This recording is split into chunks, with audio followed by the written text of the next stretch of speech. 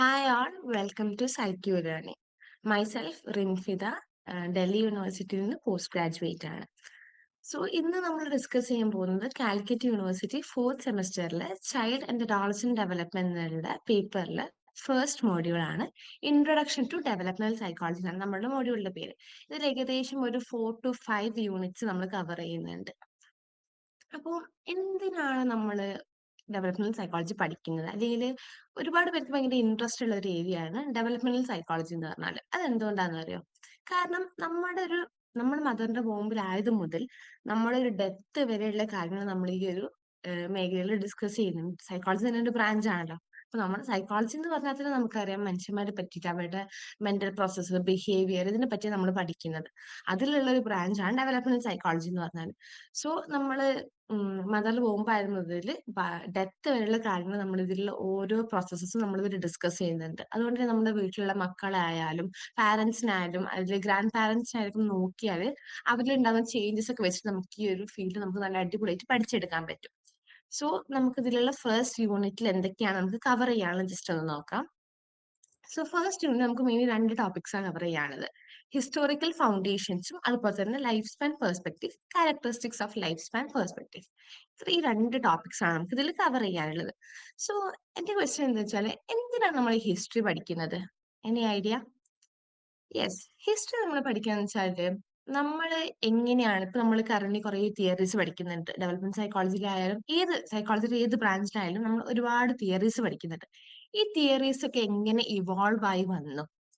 അതല്ലെങ്കിൽ ഒരു തിയറിയിൽ എന്തെങ്കിലും ഒരു ലിമിറ്റേഷൻ ഉണ്ടെങ്കിൽ അത് ചേഞ്ച് ചെയ്തിട്ടാണ് അടുത്തൊരു തിയറിസ്റ്റ് ഒരു പുതിയ തിയറി ആയിട്ട് വരുന്നത്. ഇത് എങ്ങനെ ഇവോൾവ് ആയി വന്നു എന്ന് നമ്മൾ മനസ്സിലാക്കണമെങ്കിൽ നമ്മൾ ഇതിന്റെ കംപ്ലീറ്റ് ഹിസ്റ്ററി നമ്മൾ അറിഞ്ഞിരിക്കണം.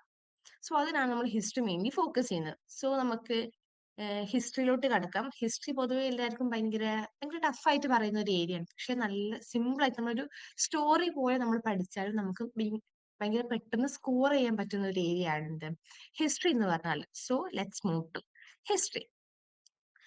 ഓക്കെ, ഇത് നമ്മൾ നേരത്തെ പറഞ്ഞിട്ടുള്ള കാര്യം തന്നെയാണ്. ഡെവലപ്മെന്റൽ സൈക്കോളജി എന്ന് പറഞ്ഞാൽ നമ്മുടെ മനുഷ്യന്മാരിൽ ഉണ്ടാകുന്ന ചേഞ്ചസ് നോക്കാൻ വേണ്ടിയിട്ട് ഒരു സയന്റിഫിക് സ്റ്റഡിയാണ്. എപ്പോൾ മുതൽ കൺസെപ്ഷൻ മുതൽ ഡെത്ത് വരെയുള്ള നമ്മളിൽ ഉണ്ടാകുന്ന സൈക്കോളജിക്കൽ ചേഞ്ച് വേണ്ടിയിട്ടുള്ള ഒരു സയന്റിഫിക് സ്റ്റഡിയാണ് ഡെവലപ്മെന്റൽ സൈക്കോളജി. ഡെവലപ്മെന്റ് സൈക്കോളജിന്റെ ഒബ്ജക്റ്റീവ്സ് ജസ്റ്റ് ഒന്ന് കവർ ചെയ്താലോ? എന്തിനാണ് നമ്മൾ ഈ ഡെവലപ്മെന്റ് സൈക്കോളജിന്റെ മെയിൻ എയിം എന്താണ്? നേരത്തെ പറഞ്ഞിട്ടുള്ള സെയിം കാര്യങ്ങൾ തന്നെ. അതായത് നമ്മളിലുള്ള ചേഞ്ചസ് എങ്ങനെയാണ് വരുന്നത്, ആ ചേഞ്ചസിന്റെ കോസസ് എന്ത് കാരണമാണ് ആ കോസസ്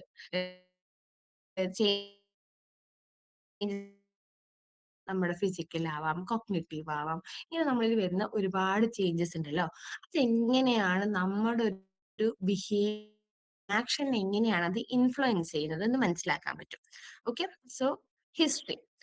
ഹിസ്റ്ററിയിൽ നമുക്ക് ഇതിനെ കുറച്ച് ടൈംസ് ആയിട്ട് ഡിവൈഡ് ചെയ്യാൻ പറ്റും. ഹിസ്റ്ററി പഠിക്കുമ്പോൾ കുറച്ച് ടൈംസും അതുപോലെ അതിലുള്ള ആളുകളുടെ പേരൊക്കെ വെച്ചിട്ട് നമുക്ക് ഭയങ്കര സിമ്പിൾ ആയിട്ട് കവർ ചെയ്യാൻ പറ്റുന്ന ഏരിയയാണ്. സോ ഒരു മിഡീവൽ ടൈമിൽ, അതായത് ഒരു 15 to 16 സെഞ്ചുറി ഒക്കെ നോക്കുകയാണെങ്കിൽ അവിടെ ചൈൽഡ്ഹുഡിനെയാണ് അവർ കൂടുതൽ ഫോക്കസ് ചെയ്തത്. അതായത് ആ ഒരു സമയത്തുള്ള ആളുകൾ പറയുന്നത് എന്താന്ന് വെച്ചാല് ചൈൽഡ്ഹുഡ് എന്ന് പറഞ്ഞാൽ ലൈഫിൽ പല പല സ്റ്റേജസ് ഉണ്ടല്ലോ, അതിൽ നിന്ന് കംപ്ലീറ്റ് സെപ്പറേറ്റ് ആയിട്ടുള്ള ഒരു ഏരിയ ആണ്. അതായത് 7 to 8 വയസ്സ് വരെയുള്ള ചിൽഡ്രൻസ്, അതിന് താഴെയുള്ള മക്കളെയൊക്കെ ആളുകൾക്ക് നിന്ന് ഭയങ്കര ഡിഫറെന്റ് ആയിട്ട് കണ്ടിരുന്നു. അതുപോലെ തന്നെ അവർ പറഞ്ഞിട്ടുള്ള ഒരു കാര്യം വെച്ചാൽ ടീനേജേഴ്സ് അത്രത്തോളം മെച്യൂർഡ് ആയിട്ടുള്ള ആളുകളല്ല, ഒരു ഫുള്ളി മെച്യൂർഡ് ആയിട്ടില്ല എന്നുള്ള ഒരു കോൺസെപ്റ്റ് ഈ ഒരു മിഡീവൽ ടൈമിൽ പറഞ്ഞിട്ടുണ്ട്. അപ്പം ഒരു ഹിസ്റ്ററി ഒക്കെ നമ്മൾ എക്സാമിന് എഴുതുമ്പോൾ ഇതൊക്കെ ഒന്ന് എലാബറേറ്റ് ചെയ്തിട്ട് ഈ ഒരു പോയിന്റ്സ് ഓർത്ത് വെക്കുക, എന്നിട്ട് അതൊന്ന് എലാബറേറ്റ് ചെയ്ത് എഴുതിയാലും മതി. സോ ഫസ്റ്റ് നമ്മൾ പറഞ്ഞ മിഡിൽ ടൈമിലാണ് 15 to 16 സെഞ്ചുറിയിൽ ഇങ്ങനെയായിരുന്നു എന്നുള്ളത്. ഇനി ഒരു റിഫോർമേഷൻ പീരീഡ് എന്നൊക്കെ നമ്മൾ പറയും. അതായത് പ്യൂരിറ്റൻസ് ഇൻ ഇംഗ്ലണ്ട്. ആരാണ് പ്യൂരിറ്റൻസ്? അതായത് ഇംഗ്ലണ്ടിലുള്ള പ്രൊട്ടസ്റ്റന്റ് സെറ്റിൽമെന്റ്സ് ആണ് പ്യൂരിറ്റൻസ് എന്ന് പറഞ്ഞാല്. അവർ വിശ്വസിച്ച ഒരു കാര്യം എന്ന് പറഞ്ഞാല് മക്കൾ എന്നൊക്കെ പറഞ്ഞാല് ജനിക്കുമ്പോ തന്നെ ഭയങ്കര ബാഡ് ആയിട്ടുള്ള ഭയങ്കര സ്റ്റബേൺ ആയിട്ടുള്ള ആളുകളാണ് വിശ്വസിച്ചത്. അതായത് അവർ ഭയങ്കര ബാഡ് ആൻഡ് സ്റ്റബേൺ ആയതുകൊണ്ട് തന്നെ നമ്മൾ എന്ത് ചെയ്യണം, അവരെ ഭയങ്കര കൺട്രോൾ ചെയ്യണം, ഭയങ്കര ഡിസിപ്ലിനോട് വളർത്താൻ വേണ്ടി നോക്കണം. അങ്ങനെ ചെയ്യണമെങ്കിൽ ഒരു നമ്മൾ ജനിച്ച പോലെ നമ്മുടെ കൂടെ ഉണ്ടാകുന്ന ആളാണ് പാരന്റ്സ്. സോ അവിടെ പാരന്റ്സ് എന്തായിരിക്കണം, ഭയങ്കര സ്ട്രിക്റ്റ് ആൻഡ് ഹാർഷ് ആയിരിക്കണം എന്നാണ് പറയുന്നത്. സോ ജനിച്ച പാടെ ഒരു കുട്ടി ഭയങ്കര ബാഡ് ആണ്, ഭയങ്കര സ്റ്റബേൺ ആണ്. അതുകൊണ്ട് തന്നെ ആ കുട്ടിയെ എന്ത് ചെയ്യണം, നമ്മൾ കൺട്രോൾ ചെയ്യണം, ഡിസിപ്ലിൻഡ് ആക്കണം. അതിന് ആ ഒരു പാരന്റ്സ് സ്ട്രിക്റ്റ് ആൻഡ് ഹാർഷ് ആവണം. ഓക്കെ.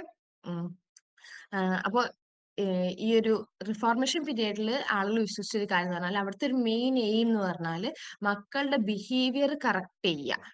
ഓക്കെ. പാരന്റിങ്ങിലൂടെ മക്കളുടെ ബിഹേവിയർ നല്ല രീതിക്ക് കറക്റ്റ് ചെയ്തെടുക്കുക എന്നുള്ള ഒരു കാര്യത്തിലാണ് ഇവർ കൂടുതൽ ഫോക്കസ് ചെയ്തിരുന്നത്. അപ്പൊ മിഡീവൽ പീരീഡ് പറഞ്ഞു, റിഫോർമേഷൻ പീരീഡ് പറഞ്ഞു. ഇനി നെക്സ്റ്റ് പറയുന്നതാണ് ഫിലോസഫീസ് ഓഫ് എൻലൈറ്റ്മെന്റ്. അതായത് 17th സെഞ്ചുറിയിൽ നമുക്ക് മെയിൻലി ഡെവലപ്മെന്റ് സൈക്കോളജി ഭയങ്കര ഒരു ഇമ്പോർട്ടന്റ് കോൺട്രിബ്യൂഷൻ കൊടുത്തിട്ടുള്ള രണ്ട് ആളുകളെയാണ്, നമുക്ക് രണ്ട് ഫിലോസഫേഴ്സിനാണ് നമ്മളിവിടെ മെയിൻലി ഫോക്കസ് ചെയ്യേണ്ടത്. ആരൊക്കെയാണെന്ന് അറിയോ? Any idea? യെസ്, ജോൺ ലോക്കും അതുപോലെ തന്നെ ജീൻ ജാക്കസ് റോസും. ഇവർ രണ്ടുപേരുമാണ് ഈ ഒരു 17th സെഞ്ചുറിയിൽ ഭയങ്കര ഇമ്പോർട്ടന്റ് കോൺട്രിബ്യൂഷൻസ് കൊടുത്തിട്ടുള്ള ആളുകൾ. സോ നമുക്ക് ഫസ്റ്റ് ആരെ നോക്കാം? ജോൺ ലോക്കിന്റെ നോക്കാം. John Locke father of modern learning theory ആണ് നമുക്ക് അറിയുന്നത് പോലെ. ജോൺ ലോക്ക് വിശ്വസിച്ചിരുന്ന ഒരു കാര്യം എന്താണെന്നറിയോ? കുട്ടികളൊക്കെ ജനിക്കുമ്പോഴേ അവരൊരു ബ്ലാങ്ക് സ്ലേറ്റ് ആണ്. ആ ഒരു കോൺസെപ്റ്റിനെ പറയുന്ന പേരാണ് എന്ത്? യെസ്, ടാബ്ല റാസ എന്നുള്ളത്. അപ്പൊ മക്കള് ജനിച്ച പാടെ അവര് ഭയങ്കര ബ്ലാങ്ക് സ്ലേറ്റ് ആണ്. അതായത് അവരുടെ ഉള്ളിലൊന്നും ഒന്നുമില്ല. പിന്നെ എന്താണ്, അവര് നല്ല നല്ല ബിഹേവിയർ ചെയ്യുമ്പോൾ നമ്മൾ റിവാർഡ് കൊടുക്കുകയും അവരെ നല്ല രീതിയിലൂടെ ടീച്ച് ചെയ്തെടുക്കുമ്പോഴാണ് അവരുടെ ഉള്ളിൽ കാര്യങ്ങൾ വരുന്നത്. അതായത് അവർ ജനിക്കുമ്പോൾ ഭയങ്കര ഒരു ബ്ലാങ്ക് ആയിട്ടുള്ള ആളുകളാണ്.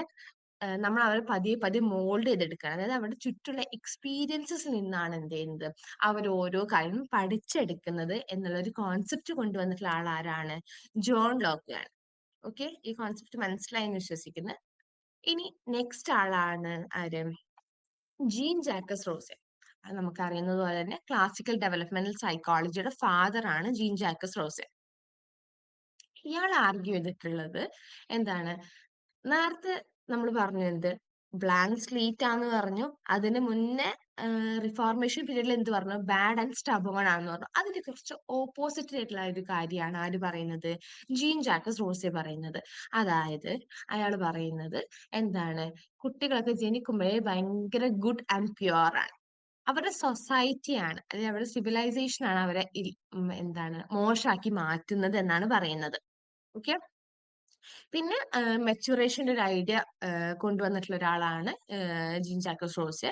അതായത് ഓരോ സ്റ്റേജസിലൂടെ കടന്നു പോകുമ്പോൾ പതിയെ പതിയെ ഡെവലപ്മെന്റ് എന്ത് ചെയ്യാണ്, അൺഫോൾഡ് ചെയ്യപ്പെടുകയാണ്. അതുകൊണ്ട് തന്നെ ഡെവലപ്മെന്റ് എന്ന് പറഞ്ഞാൽ നാച്ചുറലി നടക്കുന്ന ഒരു പ്രോസസ് ആണെന്നൊരു കോൺസെപ്റ്റ് കൂടി കൊണ്ടുവന്നിട്ടുണ്ട്. സോ മറക്കാൻ നിൽക്കുന്ന മൂന്ന് കാര്യങ്ങൾ: ഫസ്റ്റ് മെഡീവൽ പീരീഡ് പറഞ്ഞു, പിന്നെ റിഫോർമേഷൻ പീരീഡ് പറഞ്ഞു, പിന്നെ നമ്മൾ പറഞ്ഞത് ഫിലോസഫേഴ്സ് ജോൺ ലോക്കിനെ പറഞ്ഞ് ജീൻ ജാക്കസ് റോസിനെ പറഞ്ഞ്. Okay, clear? Okay, fine. ഇനി ഇനി പറയുന്നത് ഒരു ഒരു നോർമാറ്റീവ് പീരീഡ് എന്നൊക്കെ നമ്മൾ ഇതിന് പറയും കേട്ടോ. അതായത് ഒരു 20th സെഞ്ചുറി ആയപ്പോ, നമ്മൾ 15th സെഞ്ചുറിയിലാണ് തുടങ്ങിയത്, ഇപ്പൊ നമ്മൾ 20th സെഞ്ചുറിയിൽ എത്തി കേട്ടോ. അപ്പൊ ഒരു 20th സെഞ്ചുറി ഒക്കെ ആയപ്പോൾ ഡെവലപ്മെന്റ് സൈക്കോളജിയിൽ ഒരുപാട് ചേഞ്ചസ് വിറ്റ്നസ് ചെയ്യാൻ തുടങ്ങി. ഒരുപാട് നല്ല നല്ല ചേഞ്ചസ് വന്നു തുടങ്ങി. ഓക്കെ. അതിലുള്ള ഒരു ഇമ്പോർട്ടന്റ് ആളാണ് ആര്? G Stanley hall. ആള് കൊണ്ടുവന്ന ഒരു കോൺസെപ്റ്റ് ആയിരുന്നു, അല്ലെങ്കിൽ അയാൾ പറഞ്ഞതാണ് ചൈൽഡ് സ്റ്റഡി മൂവ്മെന്റ് എന്നുള്ളത്. അതായിരുന്നു ഡെവലപ്മെന്റ് സൈക്കോളജിന്റെ ഒരു വളർച്ചയ്ക്കുള്ള ഒരു മെയിൻ കോൺട്രിബ്യൂഷൻ ആയിരുന്നു ജീൻ സ്റ്റാൻലി ഹാളിന്റെ ഈ ഒരു ചൈൽഡ് സ്റ്റഡി മൂവ്മെന്റ് എന്ന് പറഞ്ഞാല്. പിന്നെ അതുപോലെ തന്നെ ഈ ജീൻ സ്റ്റാൻലി ഹാൾ ഒരുപാട് കോൺട്രിബ്യൂഷൻസ് കൊടുത്തിട്ടുണ്ട് ഡെവലപ്മെന്റ് സൈക്കോളജിക്ക്. അയാൾ ഡെവലപ്മെന്റ് സൈക്കോളജിയുടെ ഫസ്റ്റ് ജേർണൽ പബ്ലിഷ് ചെയ്തു. പെഡഗോഗിക്കൽ സെമിനാരി എന്നായിരുന്നു അതിന്റെ പേര്. പിന്നെ പിന്നീട് അതിന്റെ പേര് മാറ്റി ജേർണൽ ഓഫ് ജനറ്റിക് സൈക്കോളജി എന്നാക്കിയിട്ടുണ്ട്. അപ്പൊ ഇതാണ് 20th സെഞ്ചുറിയിലുള്ള ഒരു ഇമ്പോർട്ടന്റ് കോൺട്രിബ്യൂഷൻ എന്ന് പറഞ്ഞാല്. ഓക്കെ, 20th സെഞ്ചുറിന്റെ ബിഗിനിങ്ങിൽ പറയുന്ന കാര്യങ്ങളാണ് ഇത്. ഓക്കെ. ഇനി 20th സെഞ്ചുറി, ഒരു മിഡ് 20th സെഞ്ചുറി ഒക്കെ ആയപ്പോ മേജർ കോൺട്രിബ്യൂഷൻസ് എന്തൊക്കെയായിരുന്നു? നമ്മുടെ സൈക്കോ അനലിറ്റിക് തിയറി, എറിക്സന്റെ theory of development, social learning theory, theory of cognitive development, അത് പിയാഷന്റെ, പിന്നെ വേറെയുള്ള ഒരുപാട് ബിഹേവിയറൽ തിയറീസ്. അപ്പൊ ഈ സൈക്കോ അനലിറ്റിക് തിയറി നമ്മൾ പറഞ്ഞു. സൈക്കോ അനലിറ്റിക് തിയറി എന്താണെന്നറിയോ? യെസ്. സൈക്കോ അനലിറ്റിക്കൽ തിയറി എന്ന് പറഞ്ഞാല്, നമ്മള് ഒരുപാട് സീരീസ് ഓഫ് സ്റ്റേജസിലൂടെ നമ്മള് കടന്നു പോകും. ആ ഒരു നമ്മുടെ ലൈഫിൽ നമ്മൾ ഒരുപാട് സ്റ്റേജസിലൂടെ ഇങ്ങനെ കടന്നു പോകുമ്പോ, അവിടെ നമ്മുടെ ബയോളജിക്കൽ റൈറ്റ്സും അതുപോലെ തന്നെ ചുറ്റുപാടുള്ള സോഷ്യൽ എക്സ്പെക്ടേഷൻസും തമ്മിൽ ചില കോൺഫ്ലിക്റ്റുകൾ ഉണ്ടാവും. അപ്പൊ ആ കോൺഫ്ലിക്റ്റുകൾ നമ്മൾ റിസോൾവ് ചെയ്താല് നമ്മൾ എന്ത് ചെയ്യും? നമുക്കൊരു ബിഹേവിയർ അല്ലെങ്കിൽ ഒരു കാര്യം ഉണ്ടാവും. അതല്ലെങ്കിൽ നമ്മൾ എന്ത് ചെയ്യും? അതിന് ഓപ്പോസിറ്റ് ആണെങ്കിൽ നമുക്ക് വേറൊരു ആസ്പെക്ട് ഓഫ് ലൈഫാണ് ഉണ്ടാവുക എന്നുള്ള ഏഹ് പെർസ്പെക്റ്റീവ് ആണ് സൈക്കോ അനലിറ്റിക് പെർസ്പെക്റ്റീവ് എന്ന് പറഞ്ഞാല്. ഇതിൽ മെയിൻലി കോൺട്രിബ്യൂട്ട് ചെയ്ത ആളുകൾ ആരൊക്കെയാണ്? നമുക്കറിയുന്ന രണ്ടുപേര് തന്നെ സിഗ്മണ്ട് ഫ്രോയിഡും എറിക് എറിക്സണും. സിഗ്മണ്ട് ഫ്രോയിഡിന്റെ ഏത് കോൺസെപ്റ്റ് ആണ് അവിടെ വരുന്നത് എന്നറിയോ? നമ്മള് സൈക്കോളജി പഠിച്ച ആ സമയമാണ് ഫസ്റ്റ് ഇയർ മുതലേ നമ്മൾ പഠിച്ചു വരുന്ന കാര്യമാണത്. Sigmund Freud psycho sexual stages, അതായത് ഈ oral anal oral anal latency phallic genital stages ഉണ്ടല്ലോ. ഈ സ്റ്റേജസിലൊക്കെ നമുക്കറിയാം എന്ത് ആ സ്റ്റേജിൽ നമ്മൾ ഒരു കാര്യത്തിൽ കൂടുതൽ ഫോക്കസ് ചെയ്താൽ അല്ലെങ്കിൽ അതിനെ അവോയ്ഡ് ചെയ്താൽ അത് പിന്നീട് ഒരു അഡൾട്ട് ആകുമ്പോൾ അതിൽ വേറൊരു ബിഹേവിയർ ആയിട്ട് മാറും എന്നൊക്കെ നമ്മൾ പഠിക്കുന്നുണ്ട്. പ്രോപ്പർ ആയിട്ട് ടോയ്ലറ്റ് ട്രെയിനിങ് കൊടുത്തില്ലെങ്കിൽ അഗ്രസീവ് ബിഹേവിയറിലോട്ട് വരും. അത് കാര്യം നമ്മൾ പഠിക്കുന്നുണ്ട്. അതാണ് psycho analytic perspective Sigmund Freud. ഇപ്പൊ എറിക് എറിക്സന്റെ ഒരു 8 സൈക്കോ സോഷ്യൽ സ്റ്റേജസ് നമുക്ക് പഠിക്കാനുണ്ട്. ട്രസ്റ്റ് വെസ് മിസ്ട്രസ്റ്റ്, അങ്ങനെ കുറച്ച് ഒരു 8 സ്റ്റേജസ് ഉണ്ട്. ഇതൊക്കെ നമ്മള് നമ്മുടെ വരുന്ന യൂണിറ്റ്സിൽ നമ്മൾ ഈ തിയറീസ് ഒക്കെ പ്രോപ്പർ ആയിട്ട് ഓരോ തിയറീസും നമ്മളതിലെ ഓരോ സ്റ്റേജസും എക്സ്പ്ലെയിൻ ചെയ്തിട്ട് നമ്മൾ നല്ല ക്ലിയർ ആയിട്ട് അത് കവർ ചെയ്യും. ഓക്കെ, അങ്ങനെ ഒരു യൂണിറ്റ് തന്നെ നമുക്ക് ഉണ്ട്. അതുകൊണ്ടാണ് അത് ഇവിടെ കവർ ചെയ്യാത്തത്. Okay fine. സോ ഇത്രയാണ് നമുക്ക് എന്ത് വരുന്നത്. And behaviourism. ബിഹേവിയറിസം എന്ന് പറഞ്ഞാൽ എന്താണ്? നമ്മൾ കാണുന്ന, നമുക്ക് ഡയറക്റ്റ്ലി ഒബ്സർവ് ചെയ്യാൻ പറ്റുന്ന ഇവന്റ്സും സ്റ്റിമുലയും റെസ്പോൺസസ് ഒക്കെയാണ് നമ്മൾ കൂടുതൽ ഫോക്കസ് എന്ന് പറഞ്ഞാല്. ആഹ് പിന്നെ ഡെവലപ്മെന്റ് സൈക്കോളജിയിൽ വന്നിട്ടുള്ള ഒരു ഇമ്പോർട്ടന്റ് കോൺട്രിബ്യൂഷൻ ആണ് ആൽബർട്ട് ബണ്ടൂരിന്റെ social learning theory. Albert Bandura നടത്തിയ ഒരു എക്സ്പെരിമെന്റ് ഏതായിരുന്നു? നമ്മൾ പഠിച്ചിട്ടുണ്ട്. Yes, Bobo doll experiment.